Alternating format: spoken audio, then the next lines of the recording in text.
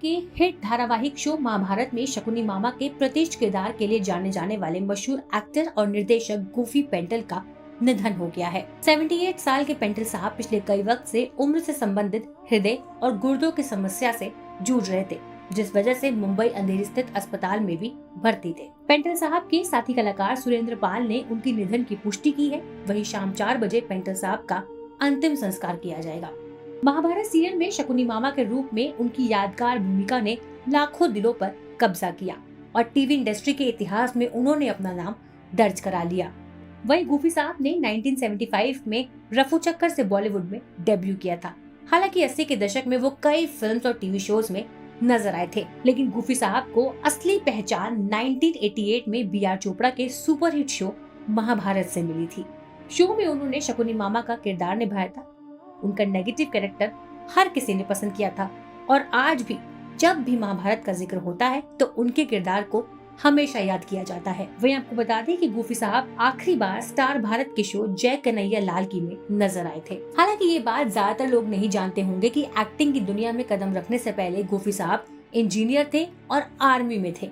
जी हाँ, news portal Dainik Bhaskar से interview में उन्होंने अपनी आर्मी लाइफ के बारे में बात करते हुए कहा था, 1962 में भारत चीन के बीच जब युद्ध चल रहा था तब मैं इंजीनियरिंग की पढ़ाई कर रहा था।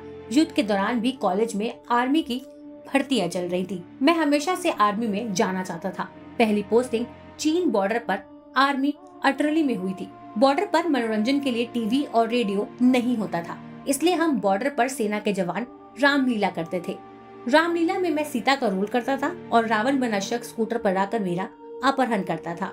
मुझे एक्टिंग का शौक तो था ही, लेकिन इससे कुछ ट्रेनिंग भी मिल गई थी। पेंटल साहब की माने तो उन्होंने अपने छोटे भाई कंवरजीत पेंटल के कहने पर 1969 में मुंबई आ गए थे। उन्होंने मॉडलिंग और एक्टिंग सीखी और कई फिल्मों में बतौर असिस्टेंट डायरेक्टर भी काम किया। इस दौरान बी आर चोपड़ा की महाभारत में कास्टिंग डायरेक्टर के तौर पर उन्हें काम करने का मौका मिला। लेकिन क्या आप जानते हैं कि पेंटल साहब को महाभारत में शकुनी का कैरेक्टर किस तरह से मिला? इस बारे में बात करते हुए पेंटल साहब ने कहा था, मैं महाभारत में शकुनी के कैरेक्टर के लिए परफेक्ट फेस की तलाश में था। मैंने शो के लिए सभी कैरेक्टर्स का ऑडिशन लिया था। इस रोल के लिए मैंने 3 लोगों को चुना था, लेकिन इसी बीच शो की स्क्रिप्ट लिख रहे मासूम रजा की नजर मुझ पर पड़ी और उन्होंने मुझे ही शकुनी का रोल करने का सलाह दी।